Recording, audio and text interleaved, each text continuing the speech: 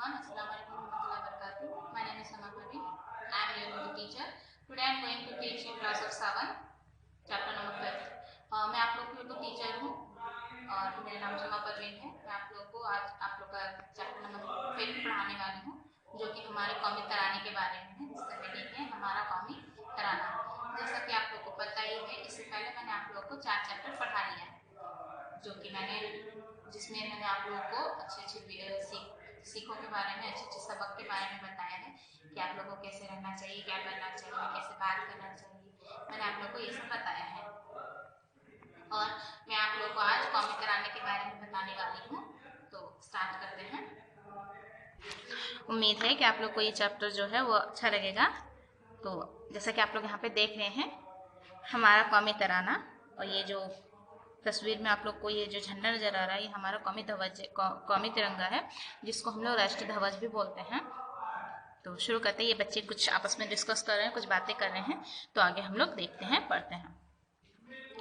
जिस तरह मुल्क का अपना एक कौमी झंडा होता है, इसी तरह कौमी गीत या कौमी तराना भी हर मुल्क व कौम के लिए एक जरूरी चीज है।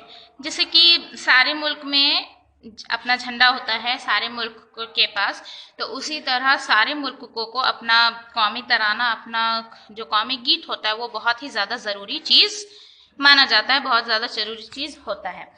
पहले हमारा कोई कौमी तराना मौजूद नहीं था। पहले क्या होता था, पहले हमारा कोई भी कौमी तराना मौजूद नहीं था। कांग्रेस के जुलूस में वंदे मातरम, जन गण मन और कभी कभी सारे जहां से अच्छा हिंदुस्तान हमारा गाया जाता था। जो कांग्रेस का जुलूस होता था, मतलब कि जो कांग्रेस जुलूस निकालता था, तो उसमें वंदे मातरम, जनगण यानी कि जनगण, और कभी कभी हमारा सारे जहां से अच्छा हिंदुस्तान हमारा गाया जाता था। मगर दिल में खल्श थी कि हमारे मुल्क का मुस्तकल कौमी तराना होना चाहिए। लेकिन हम लोग के दिल में एक ख्वाहिश थी कि हमारे मुल्क का भी एक कंफर्म जो होता है वो कौमी तराना होना चाहिए। 15 अगस्त 1947 ईस्वी को रात 12 बजे हिंदुस्तान को आज़ादी मिली। 15 अगस्त 1947 ईस्वी को रात 12 बजे हमारे देश को आज़ादी मिली। इस वक्त तक हमारा कोई मुस्तकल कौमी तराना नहीं था। इस वक्त तक हमारा कोई भी मुस्तकल तराना नहीं था। आज़ादी की इसी पहली तकरीब में हिंद की मशहूर ख़वातून सोजीता कर पिलानी से सारे जहां से अच्छा हिंदुस्तान हमारा के चंद अशार वंदे मातरम का पहला बंद और जनगण का पहला बंद गाया गया। जब हमारा देश आज़ाद हुआ 15 अगस्त 1947 ईस्वी में रात 12 बजे, उस वक्त तक हमारे देश के पास कोई भी अपना कौमी तराना नहीं था, कौमी गीत नहीं था। जब देश आज़ाद हुआ तो उसी पश्चात यानी कि उसके बाद सारे जहां से अच्छा का चंद अशार यानी कि चंद लाइन, और वंदे मातरम का पहला बंद यानी कि पहला उसका लाइन, और जनगण का पहला बंद गाया गया।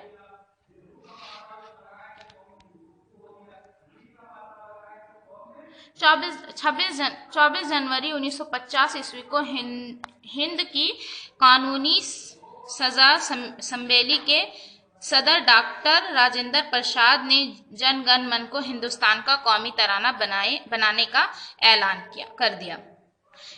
24 जनवरी को 1950 ईस्वी को डॉक्टर राजेंद्र प्रसाद उन्होंने जनगण को हमारा कौमी तराना बनाने का ऐलान कर दिया।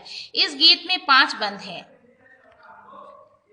जबकि कौमी तराने के लिए इससे पहले बंद का इंतखाब किया गया। इस जनगण में पूरा 5 बंद है, यानी कि पूरा 5 अशार है, पूरा 5 लाइन है। ये तराना बंगाल के मशहूर शायर रविंद्रनाथ टैगोर ने लिखा था। ये जो तराना है, ये जो हमारा कौमी गीत है, वो बंगाल के मशहूर शायर रविंद्रनाथ टैगोर जी ने लिखा था, और उसकी धुन भी उन्होंने ही मरतब की थी, और जो धुन है वो भी उन्होंने ही तैयार किया था, उन्होंने ही बनाया था। ये एक तरह का हम्द या कलाम है जो सबसे पहले 27 दिसंबर 1911 ईस्वी को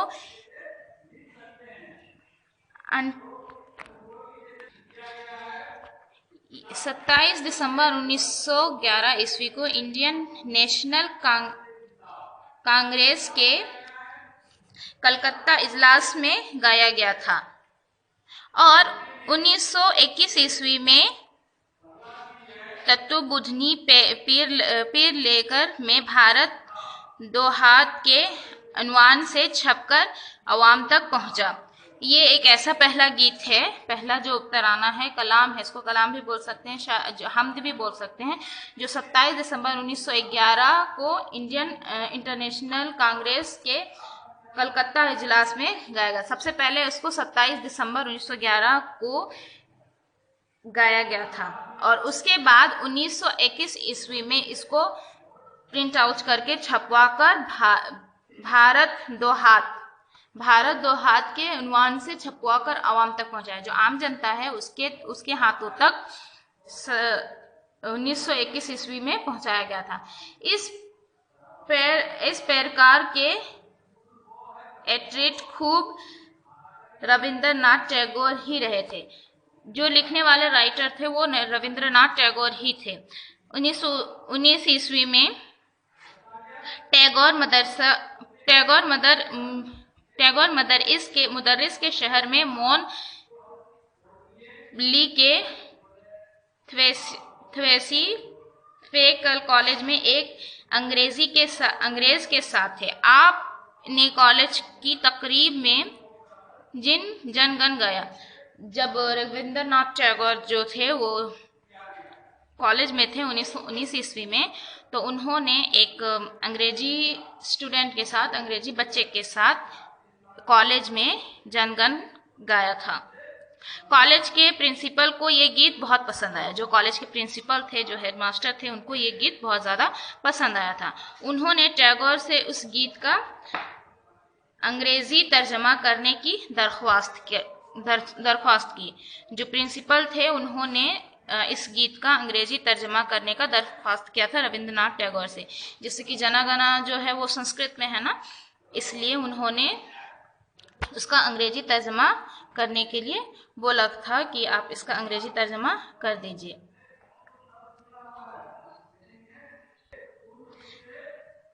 अंग्रेजी तर्जमा करने का दरख्वास्त किया। टैगोर ने इसका अंग्रेजी तर्जमा मारंग सॉन्ग ऑफ एंटिया यानी सुबह का तराने के उन्वान से कर दिया। जो टैगोर थे, रविंद्रनाथ टैगोर, उन्होंने इसका अंग्रेजी तर्जमा जो था उसका नाम मारंग सॉन्ग ऑफ एंटिया के नाम से, उस उन्वान के नाम से उनका अंग्रेजी तर्जमा कर दिया, यानी कि सुबह का तराना। ये गीत कॉलेज पर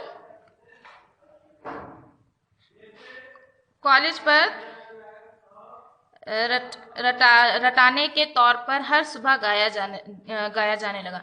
ये गीत जो था जो उन्होंने अंग्रेजी तर्जमा पर किया था वो सुबह के मॉर्निंग जो प्रार्थना के नाम से, जो हमद के नाम से था, जो उसको सुबह के हर रोज सुबह उसको गाया जाने लगा।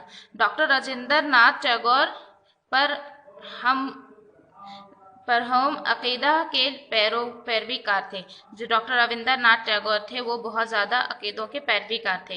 खुदा को एक मानते थे, जो खुदा थे उनको एक मानते थे। तमाम मजहब की इंसानियत के कायम थे। वो तमाम मजहब को एक मानते थे, वो तमाम मजहब को जानते थे। वह खुदा के लिए कोई शक्ल व सूरत मुताल्लुक करने के भी खिलाफ थे। वो जो खुदा का कोई भी शक्ल सूरत होता है उसके खिलाफ थे कि उनका शक्ल ऐसा हो सकता है, ऐसा हो सकता है, उसके खिलाफ थे कि अल्लाह का या खुदा का कोई भी शक्ल नहीं होता।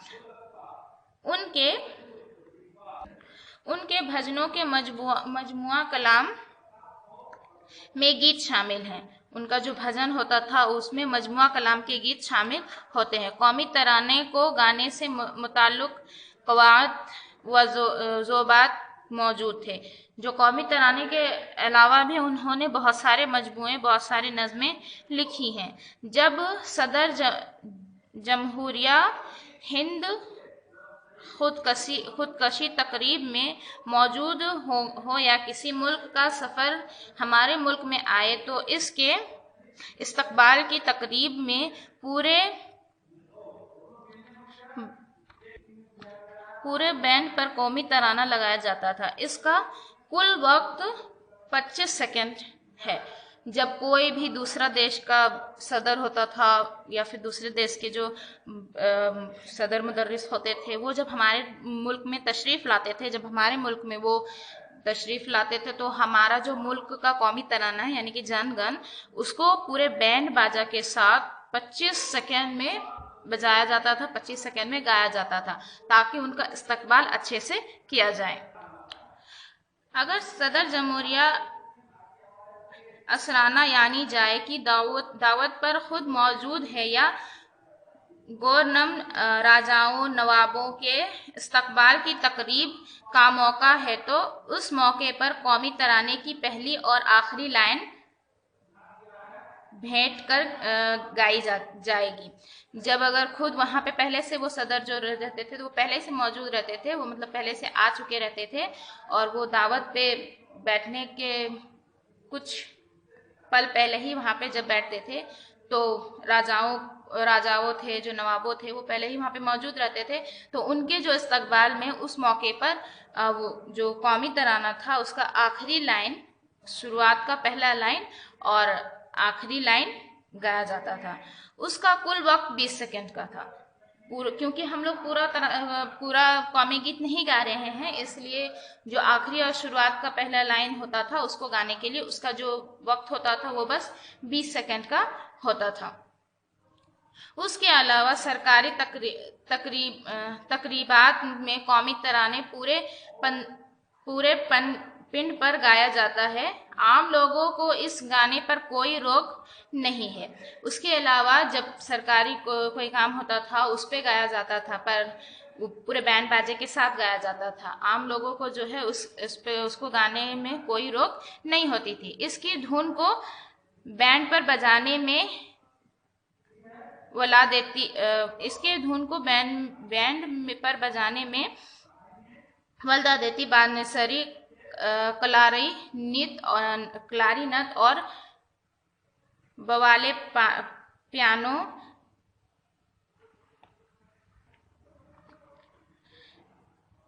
कई सिफोन वगैरह साज इस्तेमाल किए जाते थे।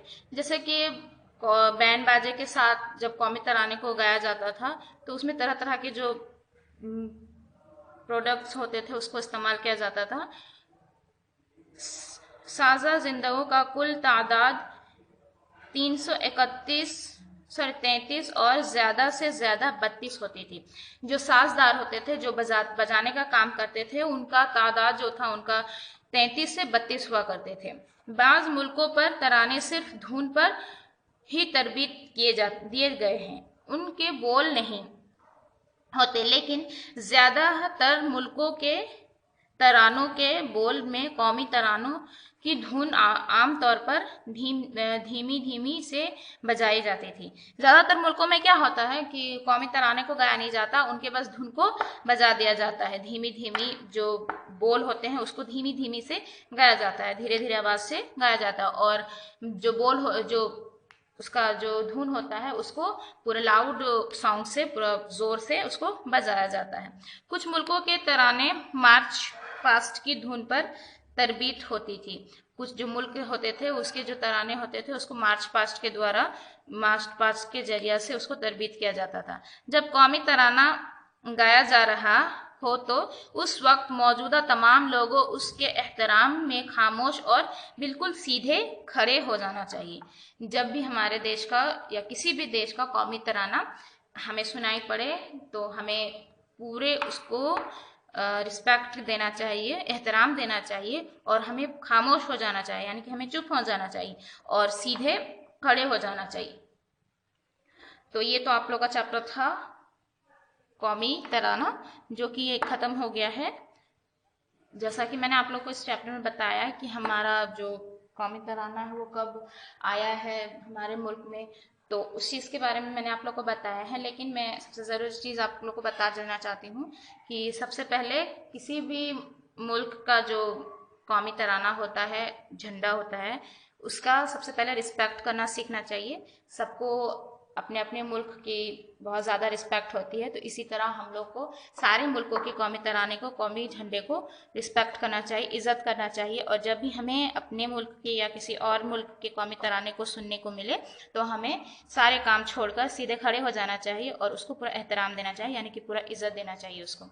ठीक है, तो आज का चैप्टर आप लोग को ख़त्म होता है। नेक्स्ट वीडियो में मैं आप लोग को नेक्स्ट चैप्टर के बारे में बताऊंगी। तो घर पे रहिए, सुरक्षित रहिए और वीडियो देखिए, उसको पसंद कीजिए और पढ़ाई में ध्यान दीजिए। Okay, thank you, have a nice day.